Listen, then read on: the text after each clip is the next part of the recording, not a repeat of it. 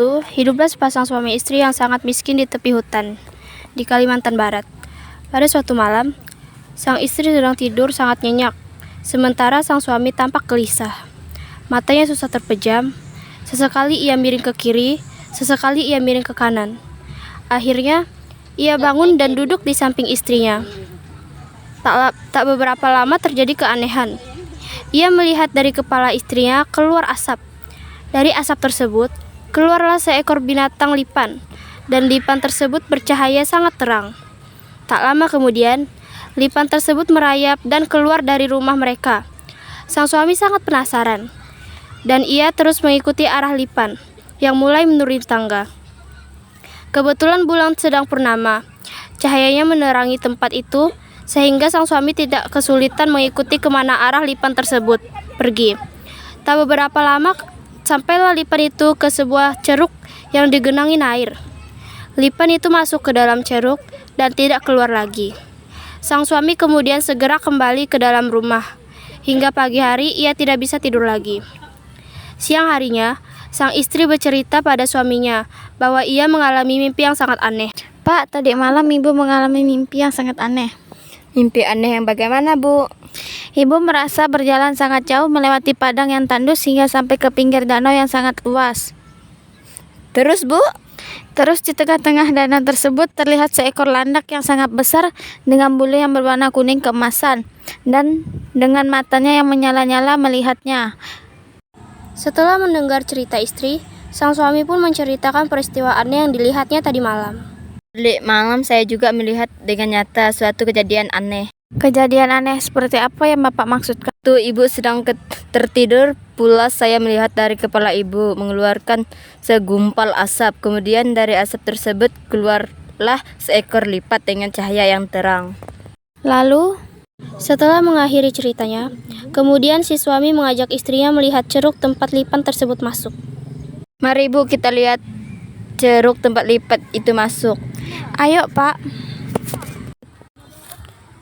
Kemudian mereka pergi menuju ceruk yang dimaksud. Setibanya di sana, sang suami lalu memasukkan tangannya ke dalam ceruk itu. Sang suami merasa sangat terkejut ketika tangannya menyentuh benda keras.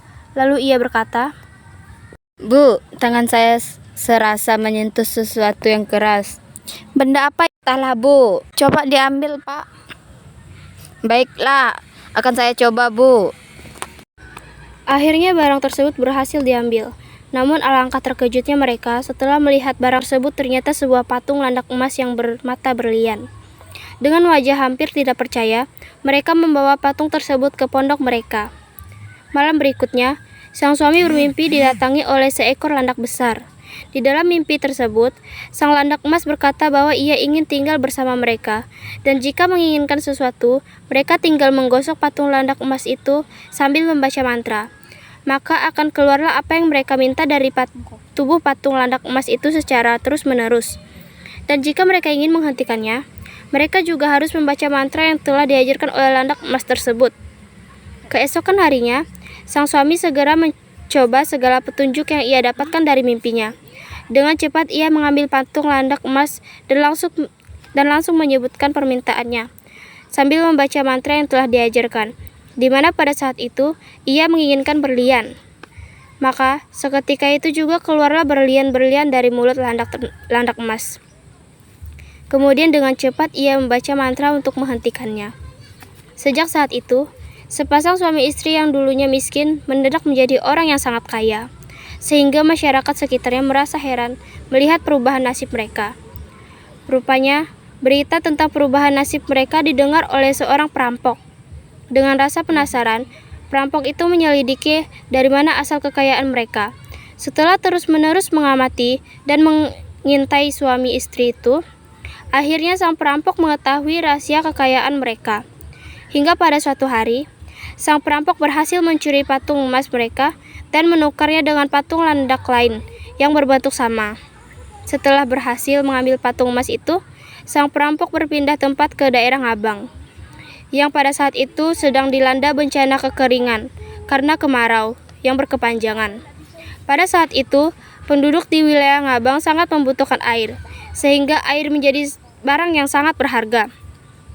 Perampok yang pada saat itu berambisi ingin menjadi pemimpin di daerah itu pun ingin menarik simpati penduduk. Maka segera mengumpulkan penduduk di sebuah tanah lapang sambil berkata dengan sombong, Wahai saudara-saudaraku sekalian, aku ingin menolong yang sedang kalian hadapi. "Kita dapat air!" Tapi bagaimana caranya saudara bisa memberi kami air? Baiklah, akan aku buktikan. Jawab perampok sambil membaca mantra dan mengucapkan permintaannya sambil menggosok patung landak emas. Seketika itu juga keluarlah air dari mulut patung landak emas dengan derasnya. Cukup. Teriak penduduk, tapi air terus memancar, bahkan semakin deras, hingga penduduk menjadi ketakutan dan berusaha lari menyelamatkan diri.